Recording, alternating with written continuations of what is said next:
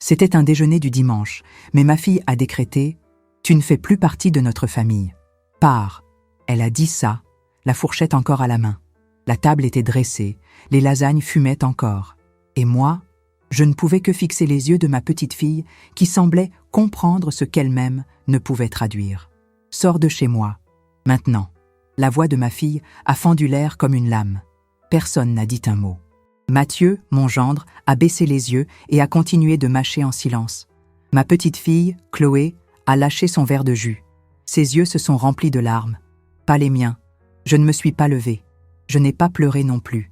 J'ai simplement regardé Camille et j'ai souri. Pas de joie, mais avec le sourire de celle qui comprend, à cet instant, que quelque chose venait de se terminer. Elle pensait me chasser de sa maison. Mais ce qu'elle ignorait, c'est qu'elle était en train de me libérer d'une vie qui, sans que je le sache, me tenait prisonnière. À l'intérieur, c'était le silence, mais un silence plein de mouvements. Mes mains étaient immobiles sur mes genoux, mais mon esprit, lui, courait déjà. Il pesait déjà des noms, des adresses, des comptes, des liens, des documents. J'ai compris à ce moment-là, devant cette nappe tachée de vin, entre les cris et le silence, que l'amour sans respect n'est qu'une dépendance affective. Je n'ai rien dit, mais j'ai tout décidé. Parce que ce jour-là, à l'instant précis où elle a craché ces mots, j'ai su que ma fille venait de signer, sans le savoir, la page la plus amère de sa propre histoire. Et elle n'avait encore aucune idée de ce que j'étais sur le point de faire. Avant que l'histoire ne vous emporte complètement, abonnez-vous à la chaîne et activez la cloche. Ainsi, vous ne manquerez aucun rebondissement, aucune révélation ou histoire qui pourrait changer votre journée. Je m'appelle Françoise Dubois, mais ces dernières années, peu de gens m'ont appelée ainsi. Pour ma fille, je suis devenue maman. Pour mon gendre, je suis la dame. Et pour une bonne partie du monde, je suis invisible. J'ai 69 ans, 2 genoux opérés, une colonne vertébrale récalcitrante et une armoire pleine de vêtements qui ne me vont plus. J'ai été professeur pendant près de 40 ans. De lettres. J'aimais chaque seconde passée en classe. La craie sur le tableau noir, les copies corrigées la nuit, les yeux attentifs des élèves quand je lisais du Victor Hugo à voix haute. J'ai pris ma retraite plus tôt, lorsque mon mari, Jean-Luc, est tombé malade. Un cancer du foie. Rapide, cruel. En 6 mois, j'étais veuve. À 51 ans, avec une fille adolescente et un monde entier à réorganiser seule. Camille était tout ce que j'avais. Et, pour cette raison même, je lui ai tout donné. Je me suis oubliée pour me souvenir d'elle. J'ai vendu mes bijoux pour lui payer ses études. J'ai contracté des prêts pour l'aider avec son premier appartement. Je me suis occupée de Chloé à sa naissance pour qu'elle puisse retourner travailler. Je préparais de la soupe le lundi, des crêpes le vendredi et un repas complet chaque dimanche, comme le voulait la tradition. Je n'ai jamais rien demandé. Seulement, avec le temps, j'ai réalisé que l'amour que je donnais me revenait sous forme d'exigence. Ne gâte pas trop Chloé, elle doit comprendre qui commande. N'achète rien sans demander avant, on a déjà du riz à la maison. Pas la peine d'apporter un dessert, plus personne n'en mange. Le « merci » a disparu. Le « comment vas-tu maman » s'est évaporé. Et je m'y suis habituée, en ravalant ma fierté, le silence, l'envie de dire « j'existe, moi aussi ». Vous connaissez cette phrase qui dit qu'une mère, c'est pour toujours? Voilà. On a juste oublié de me prévenir que, pour l'être pour toujours, il faut d'abord être respecté. Ces derniers mois, j'ai commencé à moins dormir, à trop réfléchir, à remettre en question ma propre utilité. Est-ce que je ne sers qu'à cuisiner? Si je disparaissais, est-ce que je manquerais à quelqu'un? Peu à peu, j'ai commencé à voir le vrai visage de chacun. Ma fille ne me cherchait que lorsqu'elle avait besoin de quelque chose. Mon gendre me traitait comme un meuble. Ma petite fille était la seule à me regarder encore avec tendresse. Et malgré tout, je continuais d'y aller, tous les dimanches, avec mes sacs lourds, mon corps fatigué et mon cœur qui faisait semblant que tout allait bien. Jusqu'à ce déjeuner, jusqu'à ce que j'entende ces mots. À partir de là, quelque chose en moi a commencé à s'éveiller. Je ne voulais pas de vengeance. Vraiment, je n'ai jamais été ce genre de personne. J'ai toujours cru que le temps se charge de montrer qui est qui, que les gens apprennent, même si cela prend du temps, que l'amour, même le plus imparfait, en vaut la peine. Mais ce dimanche-là, tandis que je faisais la vaisselle que personne ne m'avait aidé à débarrasser, et que j'entendais ma fille se plaindre du bruit du robinet, quelque chose en moi s'est fissuré. Ce n'était pas de la haine, c'était de la lassitude. Une lassitude d'être ignorée, sous-estimée, tolérée uniquement parce que je cuisine bien ou parce que Chloé m'aime bien. Je voulais une chose si simple qu'elle en paraît ridicule. Je voulais être respectée, pas idolâtrée, pas flattée. Simplement vue, je voulais que Camille me regarde et me dise « Maman, tu es importante pour moi ». Je voulais que Mathieu dise « Merci pour le déjeuner, Madame Dubois ». Je voulais que quelqu'un, n'importe qui dans cette maison, me demande « Et vous, vous allez bien ?» Cela semblait peu, mais pour moi, c'était tout. Pendant des années, j'ai cru qu'il était normal de ne rien recevoir en retour, qu'être mère, c'était ça, donner, donner et continuer de donner. Mais à 69 ans, j'avais assez vécu pour comprendre que l'amour sans réciprocité devient un abus déguisé. Et le pire, j'ai commencé à douter de moi, à me demander si j'étais trop dramatique, si je devenais trop sensible avec l'âge. S'il était égoïste d'attendre de la considération de sa propre fille, mais il suffisait de regarder Chloé, ma petite fille, ma lumière, pour me rappeler que non, que l'affection sincère ne laisse aucune place au doute. Elle était la seule à me tenir encore la main sans se presser, à m'appeler pour regarder un dessin animé, à me dire « Mamie, tu es belle » quand je revenais du coiffeur. Et c'était pour elle que je continuais d'essayer. Au fond, tout ce que je voulais, c'était faire partie de la famille, de la maison, des décisions. Mais quand j'ai entendu la phrase « Tu ne fais plus partie de notre famille », prononcée avec la même désinvolture que si l'on jetait un gobelet en plastique, j'ai compris que ce n'était pas seulement un manque de respect, c'était un rejet. Et le rejet, ça fait mal, même quand ça vient de la personne que vous avez élevée. Peut-être surtout quand ça vient de la personne que vous avez élevée. Cette nuit-là, chez moi, je me suis assise dans mon vieux fauteuil, le bruit du portail résonnant encore dans ma tête. Et j'ai regardé autour de moi. De vieilles photos, des plantes que j'arrosais moi-même, des étagères de livres de littérature que je n'ouvrais plus. Toute une vie de silence ravalé. J'ai toujours été forte, mais même la force a ses limites. Et quand cette limite est franchie, le désir change. Je ne voulais plus faire partie. Je voulais m'éloigner. Je voulais me protéger. Je voulais qu'ils ressentent, ne serait-ce qu'un instant, le vide que leur présence me causait. Pas par cruauté, mais parce qu'en le ressentant, peut-être qu'ils comprendraient. Peut-être qu'ils comprendraient ce que signifie aimer quelqu'un et être traité comme une nuisance. Je ne voulais ni crier, ni claquer les portes. Je voulais le silence, mais un silence qui ferait du bruit à l'intérieur d'eux. Et, plus que tout, je voulais me regarder dans le miroir et reconnaître la femme que j'avais été un jour. La Françoise qui était ferme, qui inspirait ses élèves, qui résolvait les problèmes, qui souriait avec une lueur dans les yeux. Cette Françoise était cachée, mais elle était toujours là. Il fallait juste que je la fasse revenir. Il me fallait juste une impulsion. Et elle est venue, de la manière la plus inattendue qui soit. Cela devait être un dimanche comme les autres. Je me suis levée tôt, comme toujours. Je suis allée au marché du quartier. J'ai acheté des ingrédients frais. Des tomates, du basilic, un poulet fermier, des légumes pour le bouillon. J'ai pris 2 bus pour arriver chez ma fille. Personne ne m'attendait au portail. Mathieu a ouvert la porte en grommelant. Camille ne m'a même pas regardée. Elle était sur le canapé, le portable à la main, me lançant un « salut » sans lever les yeux.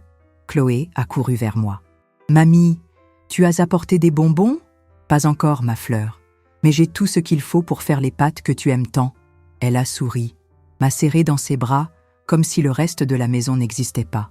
En allant vers la cuisine, j'ai entendu leur conversation dans le salon. « Ah, mais si on vend vite, on récupère le local avant que quelqu'un d'autre nous passe devant, » disait Mathieu à voix basse. « Sa maison vaut plus d'1 demi-million. C'est bien trop grand pour elle. Seule, à son âge, il faut qu'on règle ça avant la fin du mois. » J'ai fait semblant de ne pas entendre, mais chaque mot s'est planté dans ma peau comme une aiguille. Il parlait de ma maison, mon foyer, mon refuge, la maison que j'avais construite avec Jean-Luc, brique par brique, chaque recoin ayant une histoire. La même maison où j'ai élevé Camille, où j'ai bercé Chloé, où j'ai vécu mes plus grandes peines et mes plus grandes joies.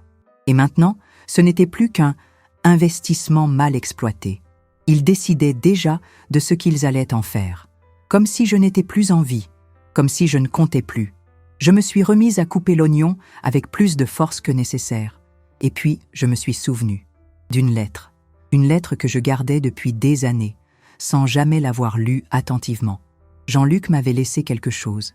Il disait toujours, en riant à moitié, « Un jour, quand je ne serai plus là, tu auras une surprise, Françoise. » À l'époque, je pensais qu'il plaisantait. Mais cette nuit-là, après le déjeuner, et après les mots que j'avais entendus derrière la porte, je suis allée directement dans ma chambre. J'ai pris la boîte bleue où je rangeais les vieilles lettres, les documents et sa lettre. Je l'ai ouverte, les mains tremblantes, le papier déjà jauni, avec son écriture, si familière, si mienne. « Ma chère Françoise », commençait-elle. Le reste n'était que nostalgie. Mais à la fin, il y avait quelque chose de différent.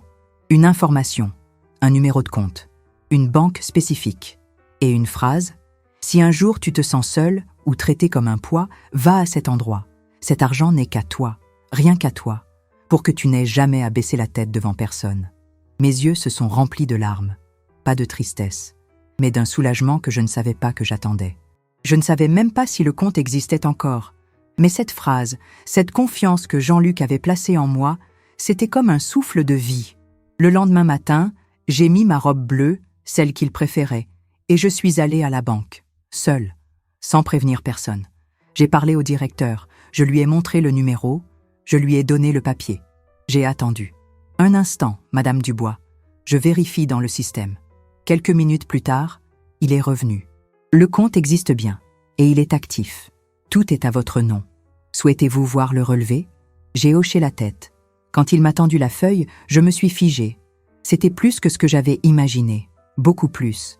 La somme qui s'y trouvait suffisait pour vivre tranquillement le reste de ma vie.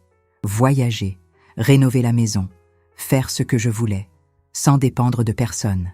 Mes doigts se sont crispés sur le papier. Et à cet instant, j'en ai eu la certitude. Je n'étais pas dépendante. Je ne l'avais jamais été. C'était eux qui m'avaient fait croire le contraire. J'ai rangé le relevé dans mon sac, j'ai souri au directeur, je l'ai remercié, et je suis sortie de la banque la tête haute, comme je ne l'avais pas fait depuis des années. Sur le trottoir, alors que le soleil me frappait le visage, je l'ai su. Ma vie était sur le point de changer. Et personne, chez ma fille, n'avait la moindre idée de ce qui allait arriver. C'était de nouveau dimanche.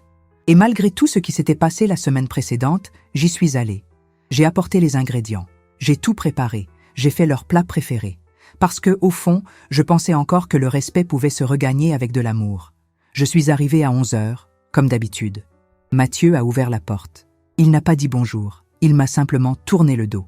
Camille était dans le salon avec son ordinateur portable sur les genoux, les lunettes au bout du nez, l'air impatient. « Salut maman. »« Bonjour ma fille. » Elle n'a pas répondu. Elle s'est tournée vers Chloé et a dit « Va te changer ma chérie. Mamie est arrivée, elle va empester la cuisine avec ses odeurs de friture. » J'ai souri. J'ai fait comme si c'était une blague. Je suis allée directement à la cuisine. J'ai ouvert les sacs, organisé les ingrédients. Chloé est apparue quelques minutes plus tard, déjà en tutu de danse. « Mamie, il y aura un dessert ? De la crème au chocolat avec des vermicelles, comme tu aimes. » Elle m'a sauté dans les bras et m'a serré fort. Cette étreinte a sauvé ce qui restait de ma raison. Pendant que je cuisinais, j'ai entendu Camille au téléphone. « Non, maman vient encore tous les dimanches. Oui, elle se sent utile, mais on est déjà en train de voir ce qu'on peut faire de sa maison. Oui, celle-là. Elle ne sert à rien, elle est là, vide. » Mes doigts ont serré la cuillère en bois si fort qu'elle a presque craqué. J'ai fait semblant de ne pas entendre. Comme toujours, quand le repas fut prêt, j'ai mis la table. Vaisselle blanche, couverts en inox, verres que j'avais achetés moi-même il y a des années. Je les ai tous appelés pour manger. Personne n'est venu. Camille était trop occupée par un email. Mathieu avait ses écouteurs. Il regardait une vidéo sur son téléphone. Seule Chloé s'est assise sur la chaise à côté de moi. « Mamie, je peux commencer ?»« Bien sûr, mon ange. C'est tout chaud. » Elle a pris sa fourchette avec ses petites mains et a pris la première bouchée en souriant. 5 minutes plus tard, enfin, ils sont venus. Camille s'est assise avec un soupir dramatique. « Maman, c'est du poulet ? » ?»« Oui, avec des légumes, comme Chloé l'aime. Je t'avais demandé de ne pas apporter de plats lourds. On essaie de manger plus léger. Mais il est rôti, ma chérie, sans huile. Tu n'écoutes jamais, c'est ça? Tu fais toujours ce que tu veux. Mathieu a interrompu tout en mâchant. Madame Dubois, avez-vous sérieusement pensé à vendre la maison? Il arrivera un moment où vous ne pourrez plus vous en occuper seul. Vous me l'avez déjà demandé la semaine dernière, ai-je répondu, sans hausser le ton. Et ma réponse est la même. Camille a posé ses couverts. Elle m'a dévisagé. Tu ne comprends pas qu'il est temps d'arrêter, maman? Tu dois accepter de l'aide. Et cuisiner pour vous chaque dimanche, ce n'est pas aider? Je ne parle pas de ça. Alors de quoi? Elle s'est penchée sur la table. Ses yeux étaient rouges, sa respiration saccadée. Du fait que tu te mêles de tout, que tu crois que tout tourne autour de toi, que tu manipules Chloé, que tu ne respectes pas notre espace. Le silence s'est abattu sur la cuisine. Chloé a regardé sa mère effrayée, puis moi. J'essaie juste d'aider. Aider? A-t-elle ri, sarcastique. Tu te fais passer pour une victime, comme si le monde te devait quelque chose. Tu arrives avec tes sacs comme si c'était une faveur, mais personne ne t'a rien demandé. Tu ne fais plus partie de notre famille. Pars. Les mots ont explosé comme un coup de feu. Pendant une seconde, le temps s'est arrêté. Mathieu s'est figé. Chloé a laissé tomber sa fourchette. Et moi, je suis restée assise, sans savoir si c'était réel. « Tu vas rester là à me regarder ?» a crié Camille, les veines du cou saillantes. « Je te veux hors de ma maison !» J'ai pris une profonde inspiration. Ma vue s'est brouillée, mais je n'ai pas pleuré. Je me suis levée, lentement, comme quelqu'un qui porte le poids des années sur son dos. J'ai pris mon sac. La sauce mijotait encore dans la casserole. Les lasagnes étaient déjà coupées dans le plat. Le dessert, intact, dans le frigo. J'ai regardé Chloé. Elle avait les larmes aux yeux. « Mamie, tout va bien, mon amour. » J'ai essayé de sourire. Ma voix est sortie tremblante. Mathieu n'a pas dit un mot. Il ne m'a même pas regardé. Camille m'a suivi jusqu'à la porte, les bras croisés. « Et ne reviens plus. J'en ai assez de ton chantage affectif. » J'ai ouvert le portail. Le soleil était fort. Mon corps tremblait. Mais mes pas étaient fermes. Derrière moi, la porte a claqué. Et à l'intérieur de moi, quelque chose s'est brisé. Dites-moi dans les commentaires de quelle ville vous regardez. Vraiment, je les lis tous, et je tiens à répondre avec affection à ceux qui prennent un moment pour être ici avec moi. Quand je suis rentrée, l'horloge marquait 14h20. Un dimanche ensoleillé, des voisins faisant un barbecue, des rires au loin, mais dans ma poitrine, il n'y avait que de l'écho. J'ai posé mon sac sur la chaise de la cuisine et je suis allée directement dans ma chambre. J'ai enlevé lentement mes chaussures. Elles portaient encore la poussière de la maison de ma fille. Je me suis assise sur le bord du lit, les mains sur les genoux, mon esprit, un ouragan. J'avais été expulsée de la maison de ma propre fille. Expulsée. Le mot me poignardait. Et ce n'était pas à cause du cri, ni de l'humiliation. C'était la façon dont elle l'avait dit, le naturel, la certitude. Elle croyait vraiment que j'étais un fardeau, que mon temps était révolu, que ma présence était une nuisance. Et c'est là, assise sur ce lit, que j'ai compris une chose que je refusais d'accepter depuis des années. Ma fille ne me respectait pas. Elle ne me voyait pas comme une femme, ni même comme une mère. J'étais juste un poids qu'elle portait par obligation. Le pire, c'est que je l'avais permis, en les laissant me traiter comme si j'étais invisible, en acceptant des miettes affectives, en souriant alors que je me consumais de l'intérieur. J'ai passé les dernières années à penser qu'il suffisait d'aimer, que l'amour suffisait. Mais l'amour sans dignité devient de la servitude. J'ai regardé le miroir de l'armoire, j'ai fixé mon reflet. J'ai vu une femme fatiguée, des cernes profonds, les cheveux en désordre, les épaules voûtées, mais derrière le regard triste, il y avait quelque chose de différent, une fermeté, une colère sereine. Pas cette colère qui veut tout détruire, mais celle qui construit des murs, qui protège. Qui décide? Plus jamais. C'est à ce moment que je me suis souvenue de la lettre de Jean-Luc. Je me suis levée précipitamment. Je suis allée au salon. J'ai pris mon sac. J'ai sorti l'enveloppe avec le relevé de compte que j'avais gardé de la banque. Je me suis rassise et j'ai relu, chiffre par chiffre. C'était assez d'argent pour recommencer, pour ne pas dépendre, pour vivre dans la dignité. Jean-Luc savait ce qu'il faisait. Il me connaissait mieux que personne. Il avait laissé cette somme comme pour dire « Si un jour on te tourne le dos, ne courbe pas l'échine. Relève-toi ». J'ai serré ce papier avec force. Et j'ai dit à voix haute, seule dans le salon, « Ça suffit. Assez d'essayer. assez d'insister pour être acceptée là où je ne suis que tolérée, assez de mendier de l'attention. Lundi, je me suis levée tôt, je me suis lavé le visage, j'ai mis mon chemisier blanc préféré, j'ai attaché mes cheveux comme je le faisais quand j'étais professeur, et je suis allée chez le notaire. Dans la file d'attente, j'ai attendu calmement. Quand mon tour est venu, j'ai dit à l'employé « Je voudrais prendre rendez-vous pour réviser mon testament ». Elle m'a regardée, surprise. Peut-être de voir une femme de mon âge parler avec une telle assurance ? « Bien sûr, Madame Dubois. Nous avons de la disponibilité mercredi. Cela vous convient ? Parfaitement. Je veux que ce soit enregistré avec des témoins. Une raison particulière ? J'ai souri. Mais je n'ai pas répondu. Je suis rentrée chez moi avec une liste en tête. J'ai pris mon vieux carnet et j'ai commencé à écrire des noms. D'abord, j'ai barré Camille. Ensuite, j'ai écrit Chloé et je l'ai souligné 3 fois. Le reste de mon héritage, je le diviserai entre 3 œuvres de charité. Et une partie, à Monique, mon amie d'enfance qui avait toujours été là pour moi, alors que ma fille ne me cherchait que le dimanche. J'ai passé l'après-midi à appeler les banques, à mettre à jour mes mots de passe, à revoir mes documents. J'ai ouvert mon répertoire téléphonique. J'ai arraché des pages entières. Des gens qui n'apparaissaient que lorsqu'ils avaient besoin de quelque chose. Des membres de la famille qui ne m'avaient jamais demandé si j'allais bien. Là, dans ce simple salon, j'ai commencé à reconstruire ma vie. Pas avec de nouveaux meubles, ni avec des voyages, mais avec des choix. Pour la première fois depuis de nombreuses années, je me choisissais moi-même. Pendant que j'organisais mes papiers, mon téléphone a vibré. C'était un message vocal. De Camille. « Salut maman. Ça va ? Tu es partie sans rien dire ? Chloé était triste. Tu aurais au moins pu me prévenir. » J'ai eu un sourire amer. Elle faisait encore semblant de ne pas savoir ce qu'elle avait fait. J'ai supprimé le message sans répondre. Quelques minutes plus tard, un autre. « Écoute, j'étais sur les nerfs, d'accord ? Mais toi non plus, tu n'aides pas. Tu viens ici, tu cuisines tout à ta façon, tu changes la routine de la maison. On dirait que tu veux tout commander. Ah, alors maintenant, c'était moi qui contrôlais tout ? J'ai ri. Un rire sec. Elle ne ressentait aucune culpabilité. Elle avait peur de perdre sa domestique gratuite. Je n'ai pas répondu. J'ai éteint mon téléphone. Je l'ai mis en mode avion.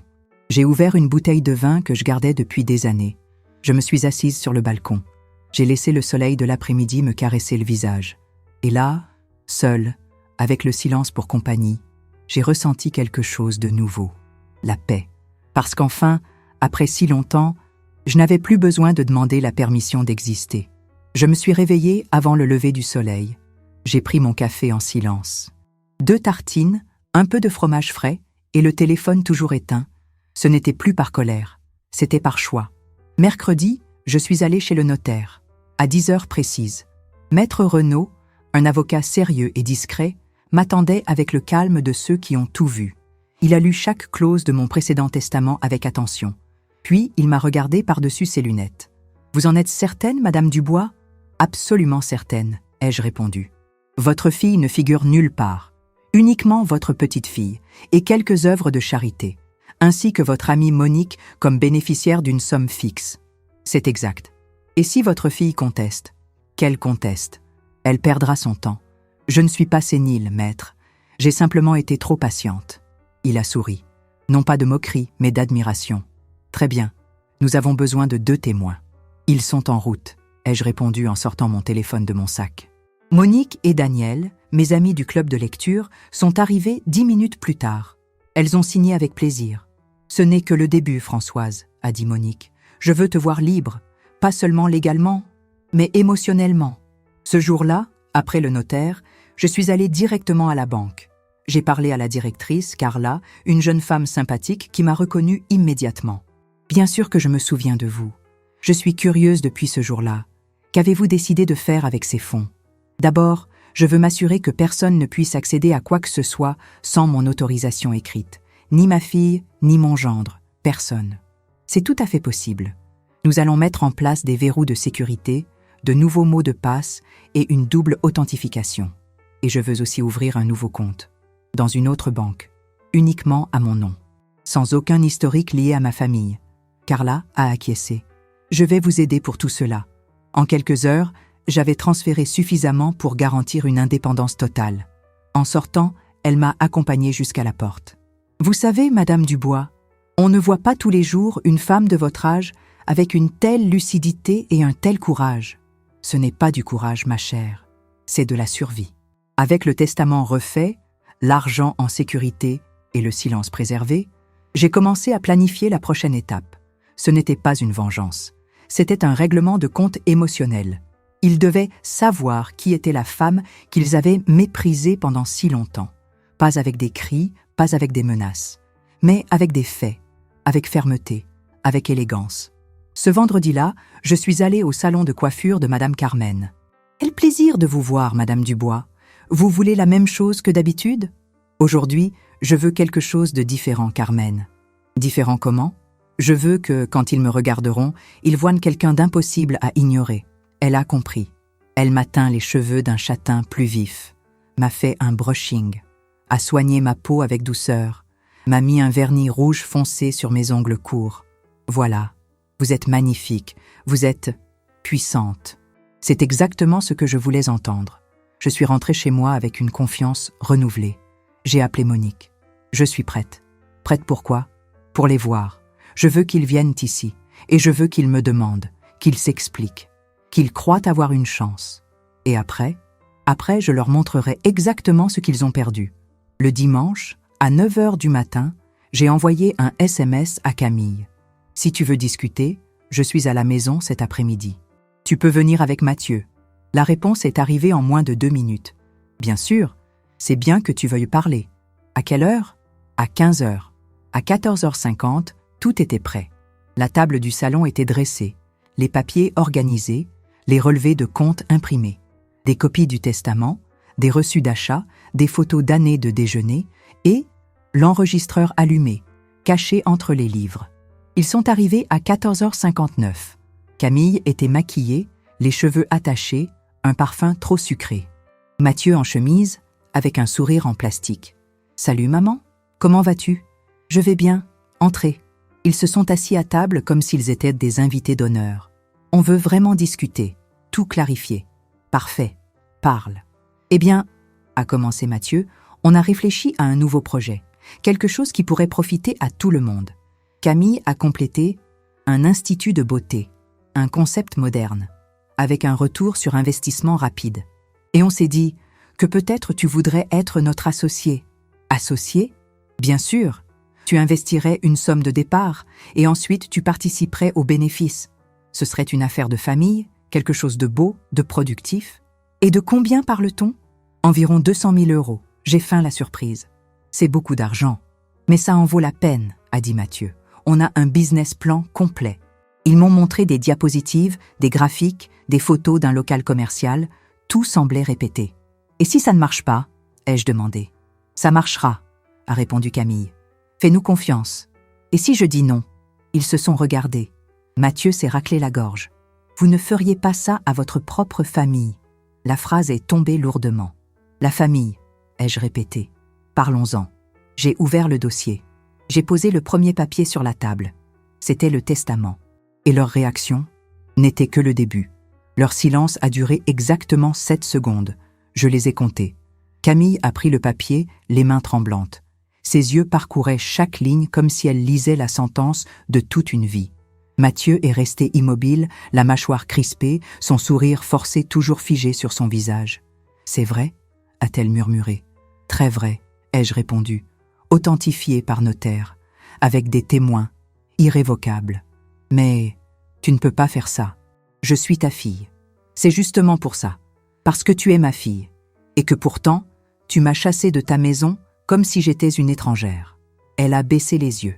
Mathieu, plus prompte, a tenté d'intervenir. « Madame Dubois, ne prenez pas ça au pied de la lettre. Vous savez ce que c'est, les nerfs à vif. »« Oh oui, je sais parfaitement. Et c'est pour ça que j'ai tout gardé. » J'ai sorti un autre papier du dossier. C'était la copie du relevé bancaire. Je l'ai posé sur la table, plié en 2. « Voici ce que votre père m'a laissé. Tu pensais vraiment que je vivais d'aumône, Mathieu ?» Il a pris le papier. Et pour la première fois, il a perdu contenance. Ce qu'il a vu là, c'était plus que des chiffres, c'était l'indépendance. Et ça les terrifiait. Camille essayait d'argumenter, mais sa voix vacillait. « Maman, j'ai eu tort, j'en ai trop dit. J'étais stressée. Mais tu n'as pas besoin de prendre des décisions aussi extrêmes. Extrêmes? Je me suis levée. Je suis allée vers la bibliothèque. J'ai pris un vieux cadre. C'était une photo d'elle à 10 ans, dans une robe bleue que je lui avais cousue moi-même. Je suis revenue et j'ai posé la photo devant elle. Ça, c'est de l'amour. Je sais. Non, Camille, tu ne sais pas. Je me suis rassise. L'amour n'expulse pas. L'amour n'humilie pas. L'amour ne traite pas sa propre mère comme un fardeau. Elle pleurait maintenant, mais je n'étais plus émue par des larmes vides. Tout ce que j'ai construit ira maintenant à Chloé, uniquement à elle et à ceux qui m'ont vraiment vue. Mais maman, ce n'est qu'une enfant, elle ne comprend rien à tout ça. Elle comprend plus que tu ne l'imagines, elle comprend quand quelqu'un aime vraiment. Elle le sent. Toi, tu ne ressens que le manque de contrôle. Mathieu s'est levé.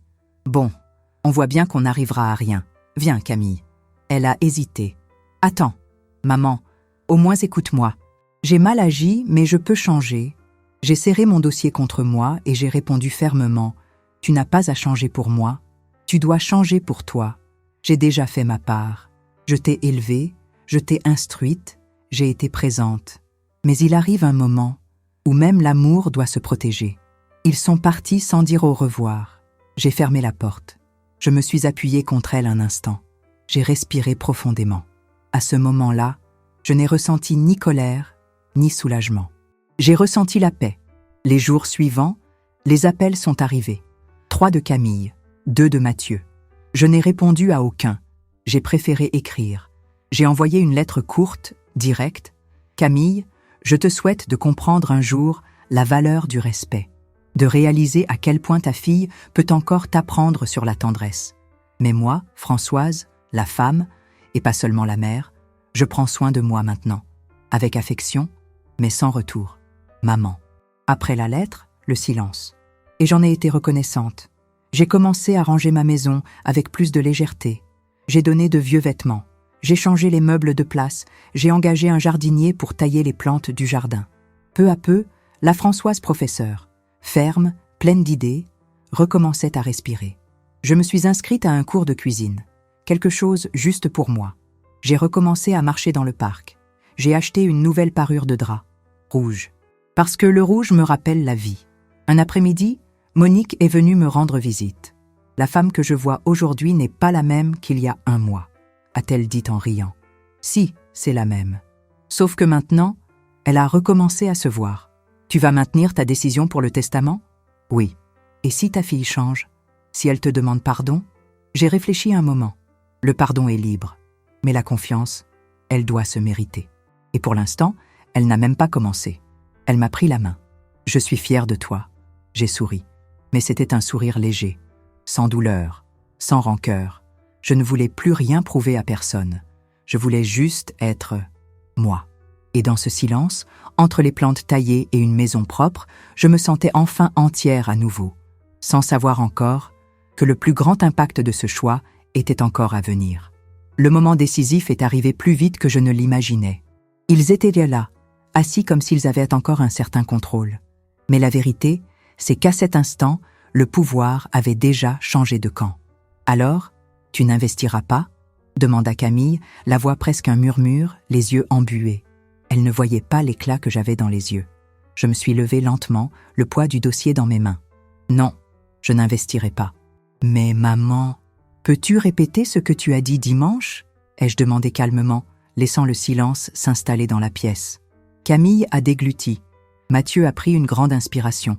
Je les ai regardés droit dans les yeux. Ils se sont tournés vers moi en même temps, comme s'ils cherchaient une issue. « Tu as dit que je ne faisais plus partie de la famille, » ai-je répondu, « et que je devais quitter ta maison. Tu as été explicite. Tu as construit avec des mots « l'exclusion ». Son regard a vacillé.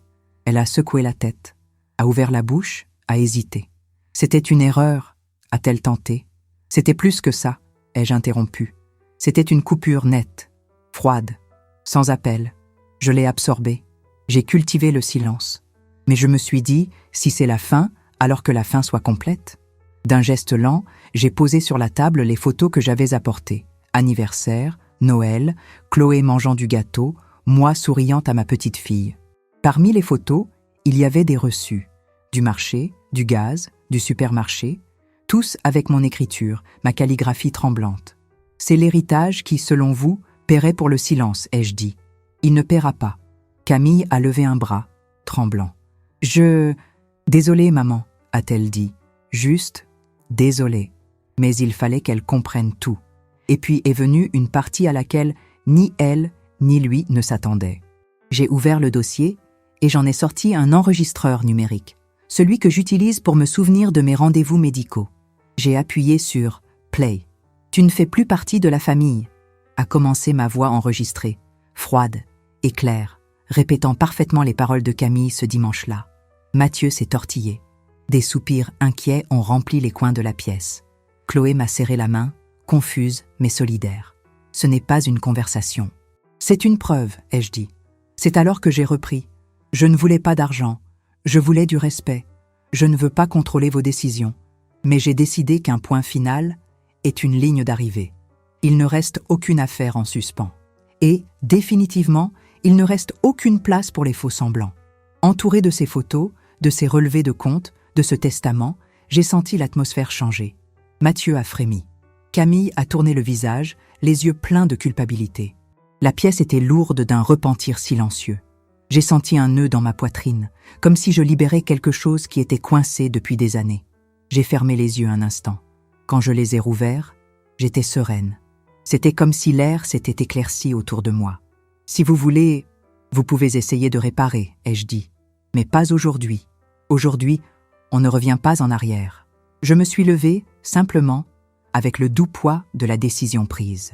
Je dois y aller, a-t-elle tenté de murmurer. Tu n'as pas besoin de demander la permission, ai-je répondu. Mais le respect, vous devez encore apprendre à le demander. J'ai quitté leur maison d'un pas ferme, laissant derrière moi plus que des mots. J'ai laissé derrière moi le silence qui m'oppressait. Et j'ai emporté avec moi la certitude que, finalement, choisir qui resterait à mes côtés serait mon choix. Il était temps pour moi de vivre, non pas pour être toléré, mais pour être reconnu. La porte s'est refermée derrière moi dans un déclic étouffé. Dans le rétroviseur, j'ai vu leur silhouette recroquevillée dans le salon. Ma fille et mon gendre, plongés dans un silence que j'avais moi-même créé. Au volant de ma petite voiture, j'ai senti mes mains trembler. Pas de peur, mais à cause de l'intensité de tout ce qui venait de se passer. Ma poitrine me brûlait, un mélange de fermeté et de soulagement que seuls ceux qui sortent de l'ombre reconnaissent. Sur le chemin du retour, je suis passé par le petit square du coin. La balançoire vide m'a appelé. Je me suis garé. Je suis descendu lentement. Appuyé contre la barre de fer, j'ai respiré profondément. Devant moi, le soleil se reflétait sur le bitume. J'ai vu dans les enfants qui couraient une sorte de liberté que j'avais oublié qui existait. Je suis resté là un moment, sentant mon corps léger, libéré du poids des attentes des autres. J'ai décidé de rentrer à pied. J'ai marché calmement dans la rue où j'ai grandi, devant les vieilles maisons, y compris celle de l'enfance de Camille. J'ai mémorisé chaque détail avec les yeux tranquilles de celle qui retrouve son propre domicile émotionnel. Je suis arrivé à la maison. J'ai poussé la porte doucement. C'était mon premier après-midi, littéralement, en liberté. Rien qu'à moi. J'ai fait un café et je me suis assise à la table de la cuisine. J'ai regardé les papiers, les photos, et j'ai souri. On a sonné à la porte. C'était Monique, le visage illuminé et un regard qui disait « Tout va bien ». Je l'ai fait entrer, je l'ai serré fort dans mes bras. « Tu as réussi ?»« J'ai réussi », ai-je répondu, avec la voix la plus sereine que j'avais eue depuis le jour où je me suis retrouvée seule.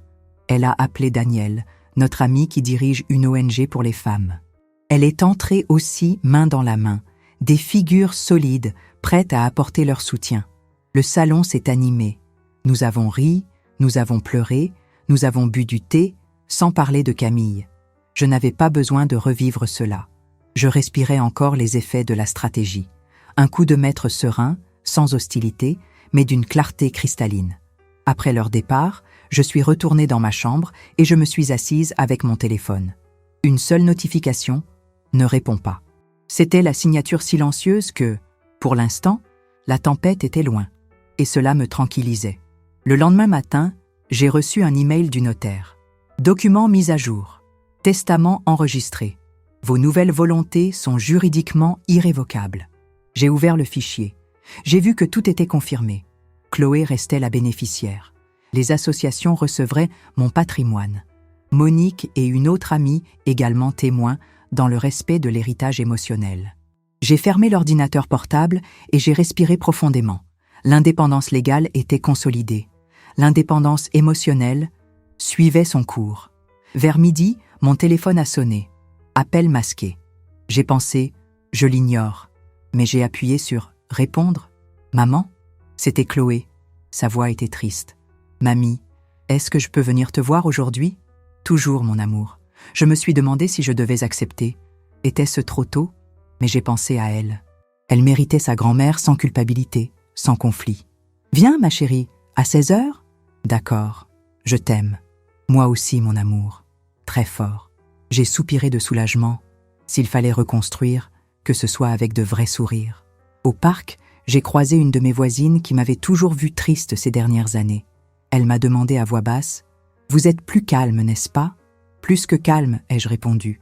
Je suis de nouveau entière. » Elle a souri. J'ai commencé à reprendre ma routine. Des promenades matinales avec mes amis, des cours de cuisine, la bibliothèque. J'ai repris mon bénévolat. J'ai donné des livres, j'ai raconté des histoires. 2 semaines plus tard, j'ai reçu une invitation. Rencontre littéraire. Je parlerai des femmes qui réécrivent leur histoire. J'y suis allée. Et je me suis entendue lire ma propre lettre à Camille. Sans colère, sans attente. Juste des faits racontés avec dignité. Quand j'ai terminé, des applaudissements. C'était comme un coup de poing visible dans l'air. Des femmes comme moi existent. Et pour la première fois, je me suis reconnue là, debout, devant un public sincèrement ému. La vie qui me demandait auparavant de gérer les émotions des autres m'offrait maintenant des libertés dont je ne soupçonnais même pas l'existence. Quelques semaines plus tard, mon téléphone a de nouveau vibré. C'était un message de Mathieu. « Pouvons-nous parler ? C'est important. Sérieusement, à propos de Chloé. » Je suis restée là, à regarder l'écran. Je n'ai rien répondu. Puis j'en ai reçu un autre. « S'il vous plaît, pour le bien de Chloé. » J'ai répondu. « D'accord. Quand ?» Il a dit « Demain, 15h, à votre porte. » Mon cœur s'est serré. Pas de peur, mais de tension. C'était un nouveau chapitre possible. Ou peut-être juste plus de manipulation. Je me suis endormie en réfléchissant. Étais-je prête à tout mettre au clair avec la vérité ou juste avec le silence d'une bénédiction ? Le samedi suivant, je me suis assise avec Monique sur mon canapé. Je l'ai regardée et j'ai dit « Demain pourrait être un nouveau départ, mais ce sera à mes conditions. » Elle a acquiescé, posant fermement ses pieds sur un matelas de réconfort. Quand je me suis endormie, j'ai rêvé de mes parents, surtout de mon père. Il disait que la justice n'a pas besoin d'être scandaleuse, il suffit qu'elle existe. Je me suis réveillée confiante, et là se terminait le cycle de celle qui attendait d'être acceptée. Commençait le cycle de la femme qui n'exige que le respect qu'elle porte en elle. Se réveiller sans sentir de poids. C'est avec cette sensation que j'ai recommencé à regarder le monde. Un doux silence remplissait l'espace qui vibrait autrefois de tension. Et, pour la première fois depuis longtemps, je me suis reconnue dans le reflet du miroir. Des yeux fermes, un visage tranquille, une posture droite. J'ai passé mes doigts sur le vieux cadre avec la photo de Camille l'enfant et j'ai souri, sans amertume. Car aujourd'hui, je comprends qu'aimer, ce n'est pas livrer son âme pour qu'on la piétine. Aimer, c'est permettre à l'autre de choisir et apprendre à choisir aussi. Briser les chaînes n'apporte pas la culpabilité. Cela apporte la dignité.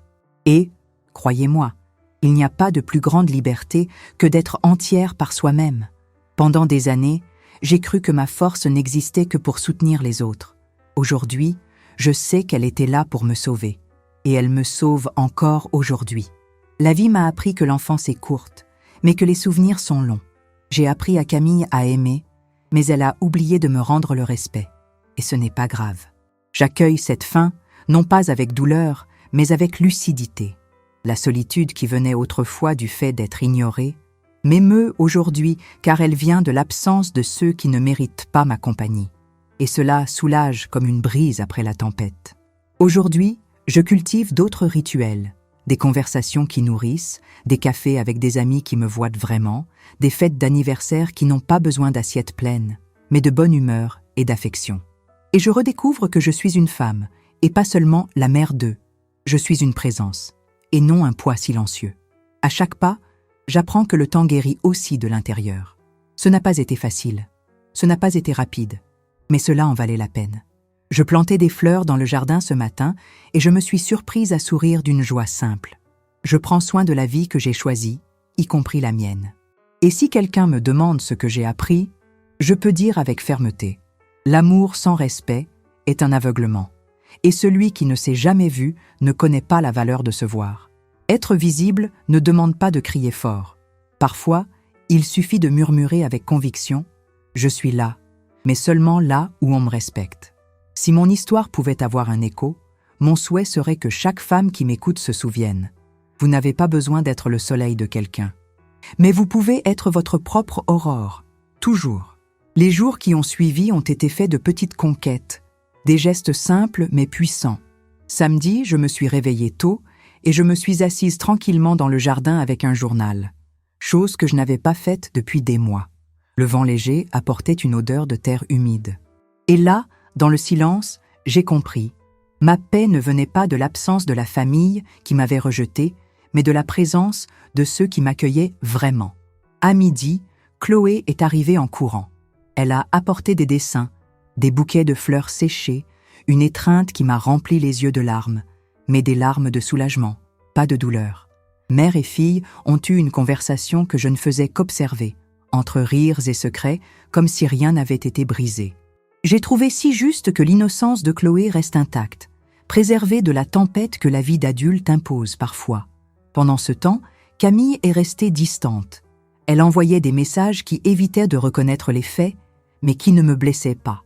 Maintenant, il me faisait sourire avec gentillesse. « J'espère que tu vas bien. Si tu as besoin de quelqu'un », je répondais par un simple « merci », sans rancune. La maison que j'ai construite, avec amour, avec sueur, est restée ma base. J'ai rénové quelques fenêtres, j'ai repeint la salle à manger sans me soucier de plaire à qui que ce soit. Je l'ai fait pour moi. Et c'est précisément pour cela que j'ai trouvé tout plus significatif. J'ai commencé à participer aux réunions du club de lecture. Et j'ai réalisé quelque chose. Les femmes qui sourient ensemble, qui échangent des histoires et des attentes, révèlent que nous ne sommes pas seuls. Le collectif guérit la solitude. Il enseigne qu'exister ne demande pas de permission. Cet après-midi-là, j'ai reçu un appel. Une association de lutte contre la violence domestique m'invitait à devenir mentor pour des femmes plus jeunes. C'était comme si la vie me rendait avec honneur ce que j'avais cru avoir perdu si tard. J'ai accepté. Je veux aider, ai-je dit, parce qu'exister, ce n'est pas seulement survivre. C'est enseigner que le respect s'apprend et que l'amitié ne s'impose pas. Elle se choisit. La réponse est venue entre des larmes collectives. Vous êtes notre inspiration. Et dans cette phrase, j'ai tout compris. Mon héritage n'est pas ce que j'ai donné, mais ce que j'ai éveillé. L'indépendance, le courage, le respect de soi. Camille est réapparue quelques semaines plus tard. Elle était différente. Pas de grands mots, juste un silence reconnaissant. Ai-je été froide? Non, juste ferme. Il s'agissait de reconnaître que nous étions maintenant deux adultes, choisissant de se retrouver ou non. Et elle l'a vu, pour la première fois, sans me le dire. Mais je l'ai senti. Aujourd'hui, je vis dans un coin plus léger de la maison. Je me souviens encore des dimanches de tension, mais j'ai maintenant la liberté de choisir où être et avec qui être bien. La leçon que je garde, et que je chéris précieusement, est la suivante. L'amour sans limite devient une prison. Le respect impose des limites et libère. Et le plus grand héritage que nous puissions laisser n'est ni l'argent, ni les biens. C'est de montrer « j'existe avec dignité. Merci d'avoir choisi de me voir. » Et chaque fois que je me regarde dans le miroir, je vois plus qu'un visage. Je vois une femme qui a trouvé refuge en elle-même et qui a vécu pour prouver qu'un nouveau départ a une saveur complète. Pendant de nombreuses années, j'ai cru que ma place était là où les gens me permettaient d'être. Que ma valeur dépendait de combien je servais, j'aidais, je me taisais. Je pensais qu'être mère, c'était disparaître peu à peu. Que vieillir, c'était devenir une ombre. Mais ce déjeuner du dimanche, cette phrase prononcée avec froideur, a tout changé. Aujourd'hui, je n'attends plus d'invitation pour appartenir. Je ne demande plus ma place à des tables qui m'ont expulsée. J'ai compris, tard, mais je l'ai compris, que le respect que les autres nous refusent, nous devons apprendre à nous le rendre, à nous-mêmes. Je ne suis pas parfaite, et je ne suis pas non plus une victime. Je suis une femme qui en a eu assez d'être forte en silence, assez d'être polie avec ceux qui ne m'ont jamais offert de gentillesse, assez d'essayer de mériter un amour qui aurait dû être inconditionnel. Et si vous êtes arrivé jusqu'ici, peut-être ressentez-vous la même chose. Peut-être que vous aussi, vous êtes fatigué, épuisé, invisible. Mais je vous le dis, vous n'êtes pas seul. Et plus que ça, vous n'avez pas tort de vouloir être respecté. Vous avez le droit d'exister avec dignité, d'être vu, d'être entendu, d'être rappelé non seulement comme la mère de quelqu'un, mais comme quelqu'un. Si cette histoire a résonné en vous, écrivez ici dans les commentaires. Aujourd'hui, je choisis mon propre respect. Pas par orgueil, mais par liberté. Et partagez cette vidéo avec quelqu'un qui a besoin de se souvenir que l'amour sans respect n'est pas de l'amour. C'est une prison. Parfois, tout ce dont nous avons besoin, c'est d'entendre qu'il est possible de recommencer. Même après des années de silence, même après avoir été ignoré, même après avoir entendu qu'on ne fait plus partie de la famille. Parce qu'il n'y a qu'une seule vérité. Celui qui essaie de vous éteindre a peur de la lumière que vous portez en vous. Alors ne baissez pas la tête. Si vous avez vécu quelque chose de semblable, ou si vous connaissez quelqu'un qui l'a vécu, laissez votre commentaire. Transformons cet espace de commentaires en un lieu d'écoute, de soutien et de force. Et ne partez pas sans vous abonner. La prochaine histoire pourrait être la vôtre, ou celle de quelqu'un que vous allez encore sauver.